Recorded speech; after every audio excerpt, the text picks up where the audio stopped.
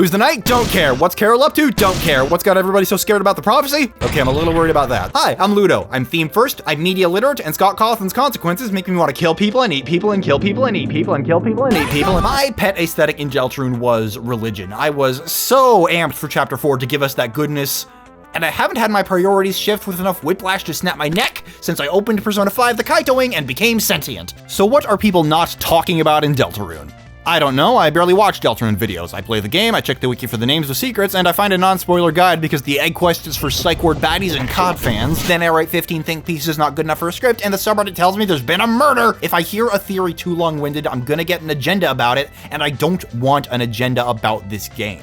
But between Scooby-Dooing Des and acting like that's the most interesting thing about the night, the Holiday Island cover-up, and more Yuri than the layman can survive, I have a file on my computer named Weird Game 3, Shadow Mantle, What the Fuck? Because frankly, what the fuck? My goal here is to decode exactly this scene. I don't care about anything else. This right here is the target. Small issue, it doesn't work read literally. Silly guy gender neutral jumps out of the TV and through the wall, maybe tries to stab Susie. We never see it again, but it does still exist. This means nothing, but everybody's too busy roaming the Alberta countryside for Ragnar Tyrannus and, I don't know, enjoying themselves to dig for any answers. This is a very short scene, surrounded by other, much more in-your-face questions and lore drops, but I cannot escape the notion that this is important if we're gonna pick apart the metaphor around darkness moving forward. It won't leave my head, and you clicked on a shitty thumbnail, so this has officially graduated to being your problem too, and you should freaking subscribe about it, that'll help. To make this make sense, we're gonna need a theme, and to get a theme, we're gonna need context. A lot of context. So, what happens in this scene? This character, Hero_Sword, we'll call them Hero, walks to the right, off the game screen, into the same room as Chris. We promptly walk Chris up into the game screen to acquire the Shadow Mantle. In this vacuum, these are eerie impossibilities and nothing more. But it's not in a vacuum. When does this happen? Aram fight. This is off the heels of fighting the Shadow Mantle possessed by a strange voice. We'll call this voice Aram because of file names, OST, and migraines. It speaks to Chris directly and knows a lot about them, and even some implications of the soul and Chapter 2's weird route. Is it fun, Chris, playing around like this? That's what you're searching for there, aren't you? The shadow crystals. No, part of you is just enjoying this, isn't it? The same part of you that enjoyed yesterday. Knowing you can see it wasn't really you. Your eyes can't hide it, Chris. Without playing, the knife grows dull. Creepy stuff. Knives and eyes like flames lean heavily on Kara's imagery and the Chapter 1 cliffhanger. It sort of echoes the thesis of the No Mercy route, conflating play with violence through separation. I just have to find the secrets versus, no, you're just having a good time. The fight goes on, Image Friend appears, and everybody's Spamton glasses appreciate in mimetic value by 12.5%. Pink and yellow is surely a unique color combo for, oh god damn it! Of particular note, different from the rest of the sword route enemies, Aram deals damage to Chris and Sword Hero simultaneously. More creepy details, but nothing to reframe it beyond expect the fourth wall to break. So where does this happen? In the weird game. This battle is at the end of a game Chris plays in the back room. In this game, they control a low-resolution likeness of themselves. The bulk of it is grabbing a sword and symbolically reenacting Undertale's genocide route. The enemies parallel major characters in Undertale, and you kill them all. It's not rocket science, it pointed me directly at that earlier parallel. There are points where in-game Tenna speaks about their trauma fairly directly to Chris. It's not clear whether this is actually Tenna speaking through the game, or a separate in-game incarnation of him. Some caverns from the Legend of Tenna version of the game are replaced with direct allusions to Snowgrave, calling it the Forbidden Path, and the second dungeon has a white-robed figure freezing a bluebird as a necessary part of progression. After that freezing is a cross-shaped maze that the robed figure guides us through. A cross-shaped maze that matches one for one with the ice area from Dragon Blazers Noelle describes in a blog post. Okay, from how Noelle describes it in the hospital, Dragon Blazers is evidently a Dragon Quest-style RPG, right down to hoarding items when you need them later. So this isn't Dragon Blazers, and I don't know if that makes this better or worse. Oh boy, that's a door with Chris's little devil horns, that's not gonna be relevant or terrifying. And in entering the third stage, Hero Sword levels up by stabbing Hero Scarf and Hero Axe, an act that Chris notably cringes away from, but Aram said they saw Chris enjoying this. This is only getting more confused. The only parallel it's creating is that both the game itself and Aram allude to things that might not necessarily have happened in this save, or even events of Undertale that any old player may not have done. So, how did Chris even find this game? Ram's introduction. Chris was brought into the S-Rank backroom and shown the game by Ram. Ram knows Chris well, having enabled their playtime just as long as Tenna, but the background role leaves them much humbler. The point is to enable the Lightner to have fun, not to hound for glory. The disaffected attitude gives a knows more than they let on impression. Ram can see that Chris isn't enjoying Tenna's modified game. They know that Chris isn't fond of being on rails, they want freedom. Yeah, about that. So Ram leads them to play the original game, unmodified. About that, we have no reason to doubt Ram's intentions, even as he petrifies he's 1000% in on Chris just having fun. Am I having fun yet? Help me! Ram, helpful wallflower soul that he is, doesn't seem to have a goddamn clue what he's talking about. He's just wrong about almost everything. Ram tried to offer Chris proper relief. They failed, but they were right about one thing. Chris wasn't enjoying Tenna's games even before they got dull. Tenna's escapism and limited perspective. Tenna is the theme of the Dark World as an escapist wonderland at its highest, most self-aware extreme. Queen wanted to flood your dopamine receptors with Mr. Beast thumbnails and Subway Surfer, but Tenna turns that push for endless, consequence-free joy into his entire modus operandi. The reason he's so desperate about it is because he was deprived after the Dreamer and Holiday families broke apart, but he doesn't seem to understand the full scope of the problems that led to it. Why isn't Asgore around? Why aren't the holidays coming over anymore? The dilemma is, to him, as flat as, "They're not watching me anymore, that sucks, they love me." He wasn't born from the TV, it is him and he is it. Darkeners like he and Ram are, as a rule, pretty narrow-minded about what they are and are just chill with it. That's their lives. They're perfectly content. They don't see it as subservience, just the facts. With one notable exception. So, my goat boy is racist. If instead you want the Darkner's purpose of servitude at its most extreme, look no further than the serial volunteer footstool, Ralsei. Our buddy knows the prophecy wholesale, his entire life was defined by a set of events etched in fate, and he instinctively understands the mechanics of the light and dark worlds. This big picture perspective and the enforced helplessness of the prophecy lead him to the conclusion that Darkners are inferior, not real in the same way as the light world. He sees above and through the illusions of his world. That other side of the glass that he cannot access is what matters. That is what's real, not him. The Lightners are the ones who get self-determination. It doesn't make him happy, it's not a cogent philosophy, but he's a walking encyclopedia of both cosmic truths and petty shit like who's meant to wear certain gear, and he takes the certainty of the prophecy to mean that his own nihilism is equally set in stone, even when what we get to see of it is a lot more neutral than Ralsei's initial framing. How is he coping with that dissonance? Barely, look at him. But he would be dead without Susie's suspension of disbelief. Susie, notably, is not buying any of that shit. Ralsei is as real as anyone. So are all of the Darkners, and she's not going to take them wallowing in misery without doing something about it. She's present and completely buys into something that she has every reason to treat like a shallow playground, and that she did for the bulk of Chapter 1. Her stance could be rooted in fundamental empathy and rebellious attitude, or more transactional. If the Dark World isn't real, then that would deprive her of a lot of very real friendships. Even her company and Chris and Noelle would lose a lot of meaning, but motives aside, where Ralsei looks up and sees a higher truth as evidence of his insignificance, Susie looks down and sees the exact same reality as she comes from. Layered realities. With our context laid out, we can see a framework being built.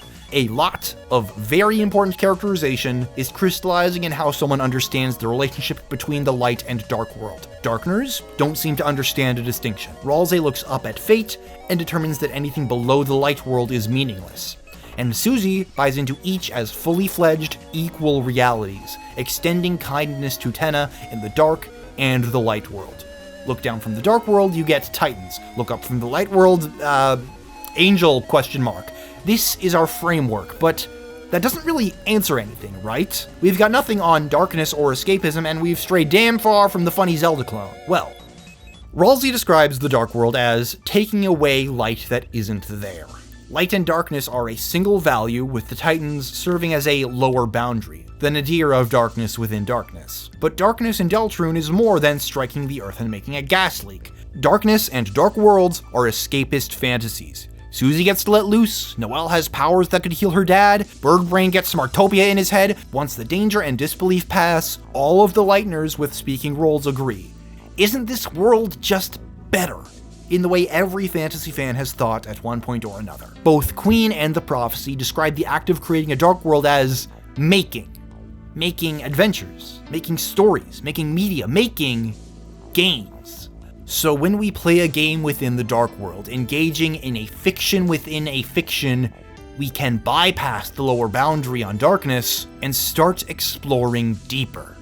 We, through Chris and into Hero, act identically across all levels of darkness. We control Hero as we control Chris, we seal Titans as we seal Fountains, player angel theory, yeah kinda, that's not my point. With Susie and Ralsei being the fun gangers with the clearest positions on the chart, Chris becomes a notably vague outlier. So let's talk about where Aram fits instead. So where is Aram? In the Bunker Dark World, in the Weird Game, in the Dreamer's House Dark World. This business is nested like a Danielewski crack den, and the specifics of how deep it is don't matter beyond we haven't seen deeper yet. There are two main sticking points about Aram I want to get out of the way. First, who is it talking to? Chris is the obvious answer when we get a name drop, but it doesn't quite work. Thematically, it's more in line with the Great Flowey Call-Out post of 2015, and depending on your actions, it can just be wrong. That's why you're searching for the shadow crystals? What if I didn't get any? The same part of you that enjoyed yesterday, knowing you could say it wasn't really you? I don't think Chris is enjoying any part of this, not even a little bit. So the monologue devolves into nonsense at worst, repetition at best. So what's that second sticking point? When we take damage from other enemies, Hero takes damage, the health bar goes down, easy as. When we take damage from Aram, Hero takes damage, the health bar goes down, and Chris pops some damage numbers out of them. The only reason we're exempt is because Toby doesn't have the technology to harm the player in real life, so I'm gonna do it for him. This is the trick. Aram damages everything up the chain through the soul as one unit. The entire spectrum of light to dark is a single point to it. So, when it speaks to Chris, it speaks to an amalgam of Hero, Chris, and us as a single being, and it doesn't seem to understand a distinction. Not between the sources of our influence, not between different save files, and not even between whole copies of the game, but let's put that aside. The conclusions that characters are drawing on light and dark worlds is limited by the fact they look at it like a binary. If we take an escapist fantasy as thematic equal to a literal dark world, the Mantle game proves that character attitudes go past how they feel about lightners and darkners, and explain their feelings about something lighter and darker than themselves. These are opinions on relative states, not fixed positions. Instead of Susie believing that darkners are fully real and complete people, perhaps she can buy wholly into the personhood of anything in a world darker than hers. If we move her elsewhere on the chart, say down to the dark world, she could understand Aram and buy into its personhood and not be super shaken by a full understanding of her place as a darkner. If the Titan gives her any chance, she might start defending it too. I think, I feel, therefore I'm a punk rocker, yes I am, and all that. Given Ralsei's view of Titans, I can't imagine Lightner Ralsei would have a lot of compassion for Darkners. Darkner Ralsei barely has any. That broader framework is my big takeaway from Aram and the main thing its existence teaches us. So, what does it do to things lighter than itself? Well, since it sees all the layers as one contiguous whole, the consequences propagate upwards across them all at once. And where else do we see that? Oh dear. Oh dear. What could it possibly mean that there's a big structural power scaling connection between Noelle and the monochrome mystery bitch? This is the kind of exploration and association I think is being encouraged here. How this thematic read on the mechanics of escapism and nested fiction in Deltarune can be applied to world building and expanded to figure out the mechanics of the forces at play here. Does that make it a theory? I don't think so, but the top comment after a week will get full naming rights if a Redditor wants to put it on a tier list. I always want to go at Chris with these, but as usual we don't have much on them. Their opinions are vague and their motives are questionable, so for our purposes today, they are an intermediary to showcase the symptoms and illustrate my thesis via electric chair. I've only got two main applications of this broader spectrum idea, and the first is a light world Ralsei. Ralsei operates with a kind of light world primacy. They're what matters, they're the default, darkness is destined for the background, so it makes sense for him to frame creating a dark world as taking away light that isn't there, even when every other source and the prophecy itself describes it as making. He's not reliable for the ways he withholds information, and he's also unreliable because of how quick he is to discount his entire half of the universe. Ralsei has thrown around the idea of joining the festival and visiting the light world, so possibility aside, it's worth entertaining. If he can implicitly see the prophecy and the fourth wall to the point he doesn't think darkners are real in reference to the light world, if he goes to the light world, he might see through that reality the same as his own. The Shadow Crystal's interaction dialogue could make a very interesting example here. They show a layer up when used in the Dark World, so their Light World use might continue that direction and show a layer further up, the giant prophecy that makes all the rules and tells the future. A simple hypothetical, Susie hates people who don't tell her the whole deal, so I can't imagine a reveal on that front would amount to less than a glare from her. These are very small insights upward from the light world, and it's already pretty freaky. So if Ralsei the Omniscient gets up there and gets the full 2001, sees the code of reality, and finds that the rules are laid out from so far higher than he could imagine, I have to wonder how his existing nihilism would take the idea that he and his friends are smaller still. And now, for my favorite time of the night.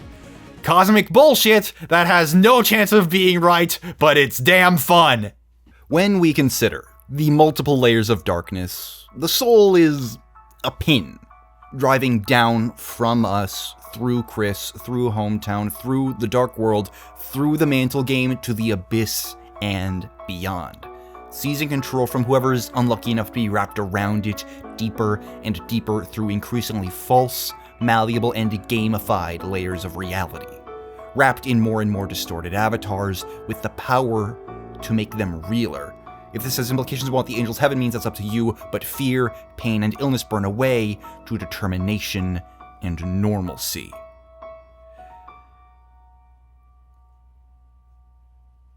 So, let's put forward a hypothesis. A polar opposite, something from the dark beyond dark, driving up and ever upward, poking fainter and fainter imprints as it bores further towards the light. A simple shape bending the real to the language of games. If we could say, save.